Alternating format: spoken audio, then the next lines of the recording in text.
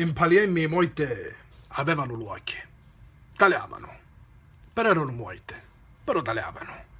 Se perché i cappuccini, tutte i cappuccini ci sono i catacombe, e chi dello specchio della città, si vidi molte nel 1600, nel 1700, nel 1800 ancora, erano tutte vestite per la domenica bella addobbate, già hanno 900 pare che avevano le vestite per chi la travagliare.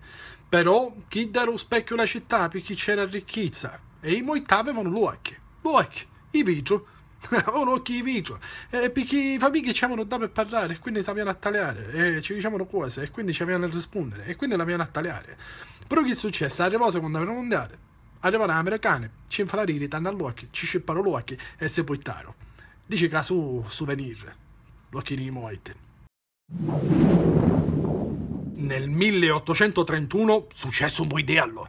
Sai, perché a un certo punto sceforo, maremote, terremoti, vulcani che si incazzavano e dell'acqua tutta sciacca hanno canale di Sicilia, ne uscì un isolotto nico, i siciliani lo davano italiano e dicevano tale che curioso. Nel frattempo, come solito, arrivano inglesi, se ne addonarono, ci misero la bandierina e dissero che chi c'è italiani? Questa è l'isola di Gramma, appartiene alla corona. Arrivano i francesi che vittero pure tutta questa scena, ci misero la bandierina e dissero ma quando mai chi è francese si chiama Isola Giulia. I siciliani cominciarono a caiboreare, erano i boiboni ci sono ma niente a fare. E i boiboni finalmente si ruspigarono, ci mannarono un contingente e dissero ferma tutti. Questa è l'isola Ferdinandea, appartiene alla Sicilia. E si cominciano a gaddare tutto, è mia, è mia, è mia, è mia. A un certo punto, a luglio, arrivò un'onda, pigliò il sisolo di pietto, bam, e sapuito, sperio. A così a finire di litigare. La Sicilia è china e speed. Manco io saccio quanto storie ci sono capa speed, fantasmi e cose scene che successero. Oggi però ve ne conto una. Ve conto chi era il principe Federico, le Musumeli, che aveva un legame un po' strano con tre gentildonne, Clotilde, Margherita e Costanza. Erano i suoi suori, non erano i suoi suori, sinceramente non si sa, però io era geloso. A pappaitere per la guerra, i chiui un capo a torre ci dette di mangiare, ci dette di vivere, ci disse non vi preoccupate che torno subito. Vuoi dire niente, la guerra durò anni e nel frattempo mischine non c'era più in mangiare. E morirono. Tant'è che Federico quando tornò alla guerra, i trovò a tutti i ricchi Skype e mucca, pensate che malafine. Tant'è che si dice che talmente tanto giustamente un ciappatò morirà così che tutte le femmine ancora oggi si possono sentire che abbanniano e terrorizzano a tutte Navalny Musumeli. Per domaggio. Nel 1781 arrivò in Palermo un nuovo viceré, Domenico Caracciolo. Si trovò davanti una bella città, però non sa chi già vai fare. E da cominciò subito. Pigliò la Santa Inquisizione, abolì e i piccoli che si bevono per la Santa Inquisizione ci retta all'università, matematica e fisica. Forse ancora su l'unico piccolo che ha visto di picciotti, ma vabbè. Non contento cominciò a fare due progetti e finì. Il progetto enorme, il primo l'orto botanico, costruì l'orto botanico più grande d'Europa in Palermo. La seconda fu l'osservatorio astronomico, da capo alla montagna, bello. Poi però fece una minchiata, Caracciolo. Disse, officina di Santa Rosalia troppo lungo, la maccoizzare, potremmo fare solo Reggiuena. I palermitani si incazzarono di muovere. Ci fecero trovare un cartello da dire a porta del palazzo dei Neumann e c'era scritto o Fiesa o Tiesa. Se ne io, Caracciolo se ne tornò a Napoli. Re tu è vivo e re a Catania. Sai, perché nella sua ultima battaglia, quando in mai non c'era più niente fare e si ci spezzò pure la spada, San Michele arrivò, su caricò con capo e spada e su puitò. E mentre stavano acchiarando un paradiso, re tu vitte l'Etna e ci disse Michele fermate, voglio vedere chi c'è da sotto.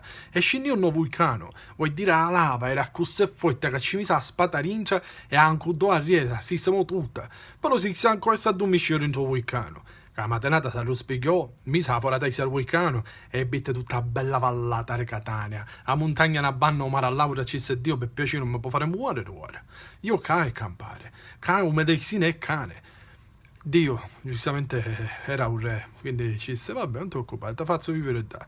E si dice che si costruì un castello ammucciato a qualche banna dentro il vulcano.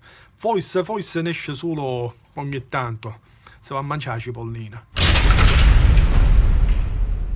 A Porta Felice, un'icisione mura della città, una volta c'era una torre, alta, nivora, a torre di Manau. Da rincia ci vivevano un gigante, Manau, con sua figlia Zuliama, e io che era chiesto, Zuliamo era bieda e ci diceva che i cristiani già si rendono nella torre. I cristiani già si avevano ci accompagnavano a Manau e si mangiava. Ogni giorno così, perché i cristiani si scantavano. Insieme a quando un giorno però passò un cavaliere che non sapeva niente di tutta questa storia. Però ci piaceva Zuliamo, già si nella torre, ci accompagnò a Manau, un cavaliere però era scritto, unisce la spada zan zan, ci taglia la testa. Una volta che Manau era in terra, un cavaliere unisce un crocifisso e ci mise in capo. E Zuliamo si mise a fare come una taddarita. No, le faccio cosa, non posso bere, si stava quasi sciogliendo. Un cavaliere si scantò, pigliò il crocifisso e ci mise in bocca a Ida, Zuliamo, che diventò niente, una nuvola, e scoppiò con tutta la torre. Vuol dire, un cavaliere arrivò alle lattarine e da torre non se ne seppe più niente. Spariò. L'imperatore Nerone a un certo punto cominciò a capire che ai cristiani non ci piaceva così tanto. Allora si già vestito contadino e scendì in Sicilia perché voleva sentire i cristiani direttamente in so che pensavano rido. Mentre camminava tutti i cristiani ci dicevano pezza e qua, il suo imperatore è un fango, ne fa pare assai, vuoi dire quel noto. Nel frattempo però mentre camminando vide una vecchiarietta che invece era alla giabbana rasciata e diceva evviva imperatore, evviva imperatore! Si incuriosì ovviamente, visto che tutti ci dicevano che era un gran coinnoto. Si avvicinò e ci disse vecchietta, ma come mai a lei ci piace questo imperatore? S'assettò la vecchietta e ci disse me ne è cagata conto una cosa. Io conoscevo il padre, ero il padre di questo imperatore. Un nonno era un fango. O padre era più fango un nonno. A mia come dice che il solito non è più fango di tutte. E poi Nerone dice che ritornò a Roma e fece che tu che feci. A fine Settecento arrivò in Palermo un nuovo viceré, Francesco d'Aquino, e proprio come a Caracciolo cominciò pure lui a fare cose buone. La prima cosa abolì la schiavitù nelle campagne, non si poteva travagliare più a gratis per i patrona, e chissà fu cosa buona. Un'altra cosa bella, sapete quale fu? L'obbligo vaccinale per vaiuolo. Lo sapete quanto ne sai boh? Però poi fece una minchiata, proprio come a Caracciolo, disse, da questa terra i nobili hanno troppo potere, no Parlamento hanno tutti i seggi, durici su durici, non può essere più, a passare dai durici a quattro. E nobile questa cosa non ci ha fatto. Un giorno dice che mentre da qui era bello tranquillo a cavallo, sentise male, boom, scoppò in terra, cominciò a tremare e morì. Manco un parrino ci può arrivare in tempo per accompagnarlo. Morì, subito. E non si sa che è successo, non si sa che fu, ma il responsabile non li trovarono mai. All'inizio degli anni 40 i palermitani erano annaggiati. In terra avevano italiani e tedeschi che torturavano e di in capo c'erano bombe, inglesi e americane. Annaggiati, come i suici. A un certo punto finì pure di mangiare, perché giustamente si fottevano tutte cose sui dati. Arrivato 44 non c'era più niente. E il 19 ottobre del 44 i palermitani si riunirono davanti al Palazzo Comitini, a Via Maqueda, per dire basta, volevamo pane, non ce la facciamo più. L'esercito italiano che era da disse, ma preoccupate, ci pensiamo noi. E a menzione di dannata nisciero. E ci spararono a tutte. Cercarono pure un bomba a mano. 158 lasciarono in terra ferite, 24 ammazzarono, o che unica aveva 9 anni. 2 anni dopo ci fecero il processo dei suoi dati e ci dissero che erano innocenti, ci fu solo un eccesso di autodifesa. Oniese. Federico II era uno preciso, i cose sapevano a fare come diceva Ida, e quando ci fu i partire per la crociata, scendevo i duci a Messina per controllare se tutte le navi erano pronte. E una volta da si mise a parlare con i cristiani, scendevo nelle galere e ci ha cominciato a domandare a tutte, tu che commandavi, perché sei qua? Tutti ci dicevano la stessa cosa, io non fece niente, re, mi annaggiarono, mi incucciarono, mi futtiarono, io innocente sogno. Tutte tranne uno, un cristiano che quando arrivò sotto noi ci disse, io effettivamente fece una minchiata, sogno che sapanno.